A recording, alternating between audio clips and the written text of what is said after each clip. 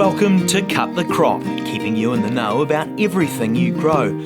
Researchers, growers and other interesting folk delivering insights and information on topics ranging from agronomy to profitability. Brought to you by the Foundation for Arable Research. Hi, I'm Alison Stewart, the CEO of FAR, and welcome to today's episode of Cut the Crop. And we're talking precision agriculture today with Allister Holmes from FAR, based up in the Waikato, and you have a passion for digital technologies and how they can be used. And so we're going to specifically talk about yield maps and how yield maps can be used by growers to sort of help them work out what their gross margins are.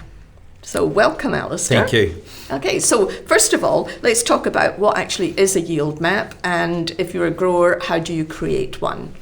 Okay, well generally growers of a commodity crop, a bulk crop such as any of the cereal grains or maize grain or even a forage crop, measure their yield in tonnes per hectare based on the whole paddock average. And so they'll know that their paddock is 10 hectares and they get, for argument's sake, 100 tonne of grain or product off it. Their yield is 10 tonnes per hectare. So some years ago, I think there was quite a bit of a revolution when people started surveying their paddocks and suddenly realised that their 10 hectare paddock was not necessarily 10 hectares, so they're getting a more precise understanding of exactly what their yield per hectare is from that paddock.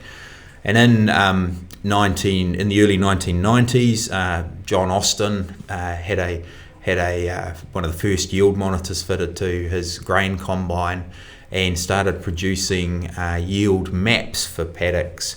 Now, the way a yield map is generated is every second that the harvester is in the paddock harvesting, it is recording the exact GPS location and the exact throughput of grain at that second, as well as moisture, and in some more advanced harvesters, protein and other quality characteristics. So after harvesting a typical paddock, you'll have a whole series of data points gathered every second with the location and the point yield at that location. That can then be mapped to generate a map showing the general trend in yield, and it's not telling growers anything new when they know that certain parts of their paddock are performing better than other parts of their paddock. And so by taking that data and analysing it through some specialist software, you can generate effectively contour maps looking at the yield performance in the paddock. And what you often find is that if a paddock, for argument's sake, yields on average 10 tonnes per hectare, there'll be parts of that paddock that are yielding 14 tonne per hectare or more, but there'll also be parts that are yielding 6 tonnes per hectare or less. And so understanding that variation is valuable. So is this something that the growers can do just as a one-off in 1 year, or is the value in capturing this data over multiple years? The short answer is yes, it can definitely be done off 1 year's data, but I think to start making decisions about how you're going to manage your paddock and subsequent crops based on 1 year's harvest data is high risk, especially when a lot of the variation that we see in paddocks, particularly in the unirrigated North Island, is determined by the weather we have in any given season. So in a dry season such as we're experiencing in the North Island or nationwide, you see that the lighter soil types perform poorly, but in a wet season they often perform the best because they have the less waterlogging around the roots. So the more years data, the better. I think a minimum of 3 years data to start making some decisions around what you'll do in subsequent crops. And the other thing that's important to note is the fact that you don't have to grow the same crop to use the data. So if you grow barley 1 year and maize the next and wheat the following year, you can normalise those data sets so that effectively, rather than looking at the differences in tonnes per hectare, you're looking at differences as a percentage based on the average. Yeah. So once you've got your yield map, what's the next stage then for you to be able to translate that information into something useful from the point of view of understanding which bits of your paddock are profitable or not? So the work we've done as part of the Sustainable Farming Fund project has effectively looked at breaking paddocks down into three areas. And one is the consistently high performing areas, so they're consistently yielding above average, the consistently low performing areas, and the unstable areas. So the two consistent areas, the consistently high and consistently low areas, are very self-explanatory and relatively easy to manage. You can start looking at changing your inputs for those. But the unstable areas provide the real challenge around it. So if something is consistently low, one assumes then that the grower is actually losing money by planting in those areas. Well, I think that it touches on a really important point, and that is that we can use geospatial yield maps to then generate geospatial profit and loss maps. And I think that's a very valuable tool because if you put in your costs of production, if you're managing your paddock as a uniform site and putting consistent rates of fertiliser and seed in it, that the costs of production are the same whether you yield consistently low or consistently high, and yet the income is quite different. And when I draw these geospatial profit and loss maps for growers, I put all the areas where they're making a loss in red, and nothing focuses the grower's mind than red ink on a map. But you're absolutely right that there are a lot of areas in profitable paddocks that are generating a loss because of their poor performance.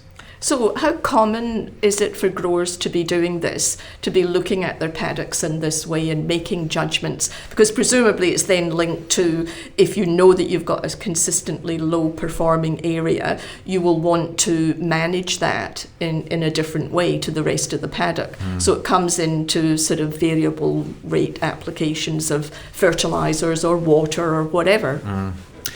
Absolutely, and I think the essence of this is around putting the inputs at the right inputs in, and the right time, the right rate, and in the right place. And by doing that on a geospatial level, you have a higher resolution.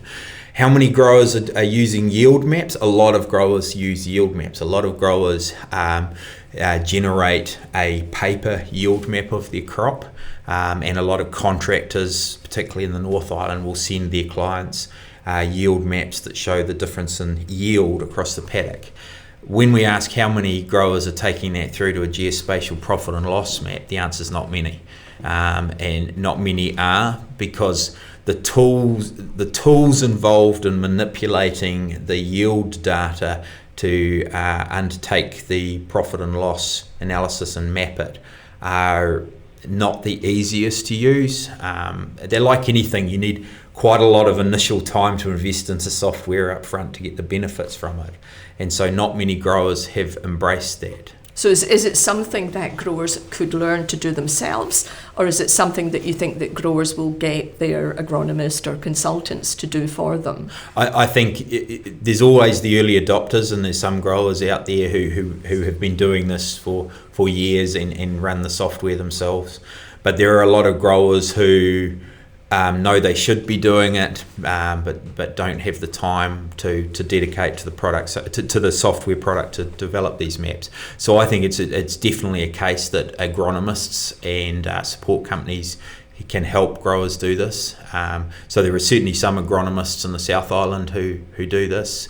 And so what's FAR's role in this? Have we been involved in trials on growers' properties looking at this as a demonstration of the value? Yep, so as part of the Sustainable Farming Fund project that's just finished after 4 years, is we undertook geospatial yield maps and geospatial profit and loss maps on various different crops. So maize grain, maize silage, barley, wheat, potatoes, and looked at the difference in geospatial yield, but also carrying those through to geospatial profit and loss.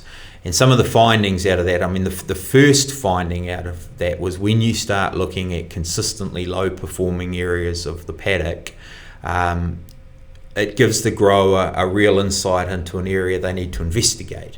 And sometimes it's obvious. Sometimes a consistently poor performing part of a paddock is always wet in spring. So they can actually calculate, or to put in some tile drains will cost X tens of thousands of dollars, and then they can calculate a return on investment on that.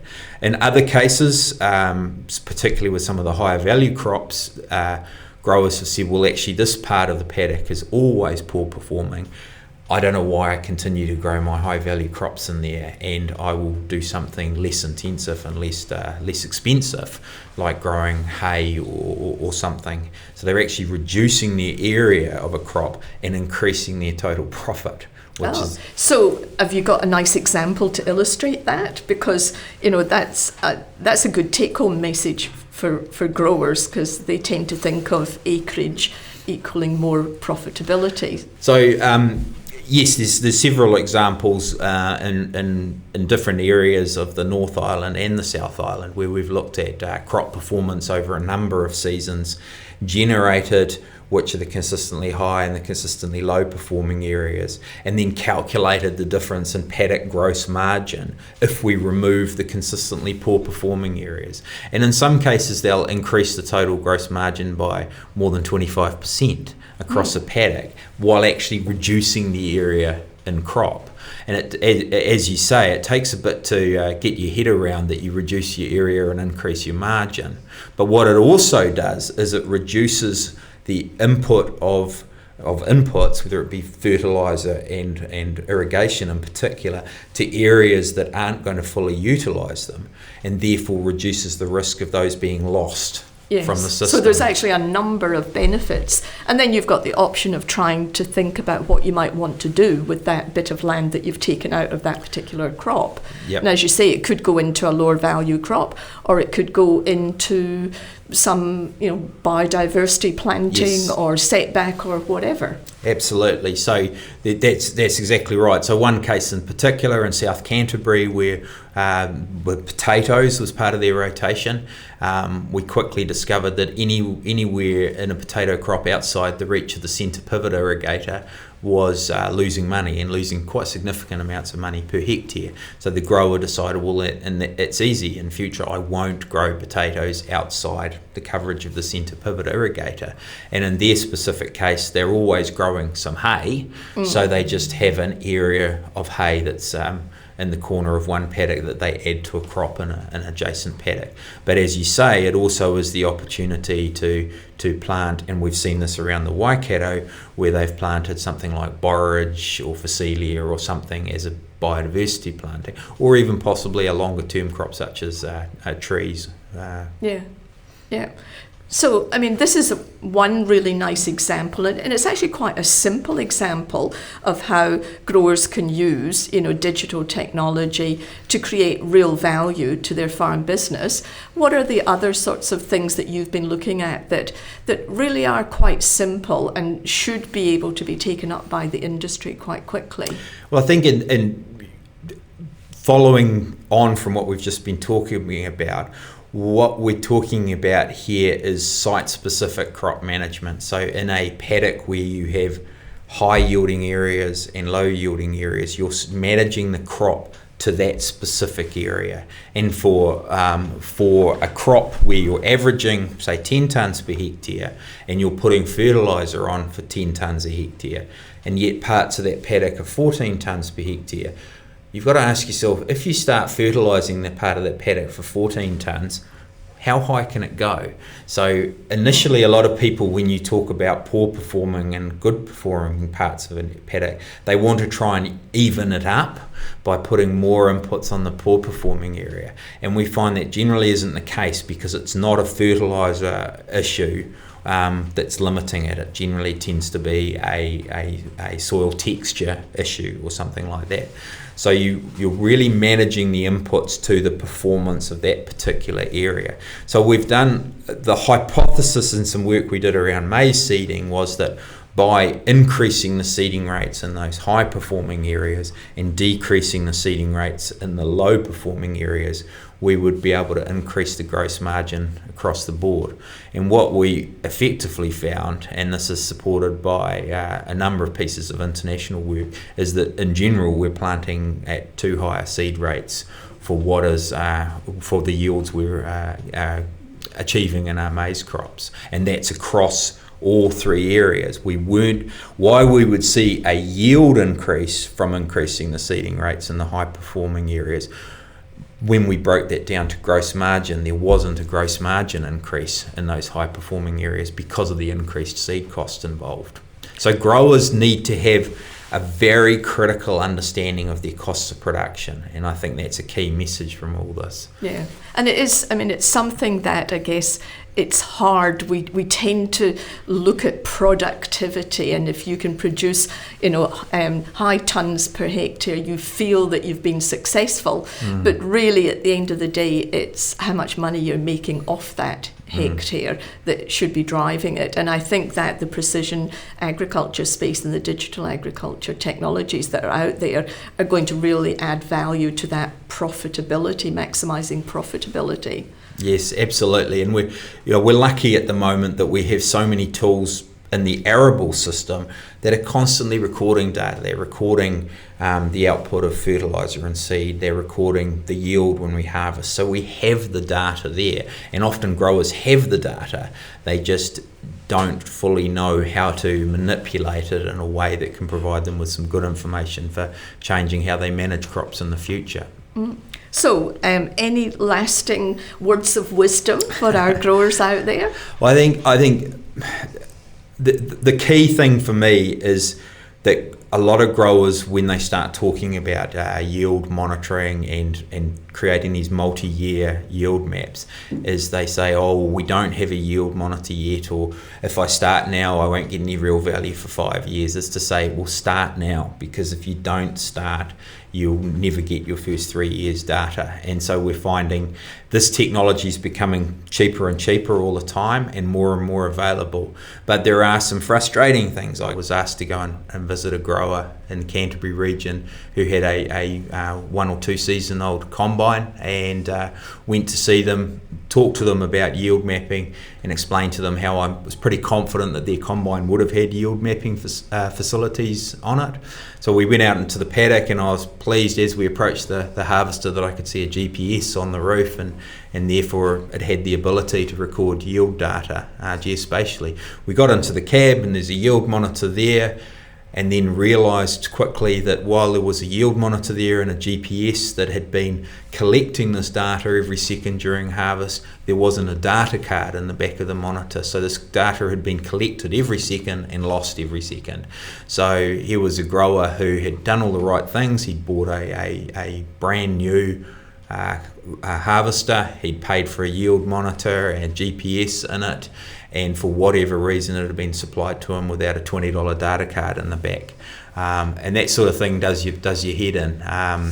Another situation, a contractor in the North Island was having his yield monitor alarming and pinging at him, and he just kept overriding it. And when actually investigated why it was alarming and notifying him, what it was notifying him was that it was recording new data by deleting the oldest data on the yield monitor data card. So I just urge growers to make sure that they are recording data, check the yield monitors recording data, and to save that data in a secure way. I mean, we often deal with USB sticks and old laptops and can pull data off all sorts of things, but obviously if that data hasn't been recorded, we can't do anything with it.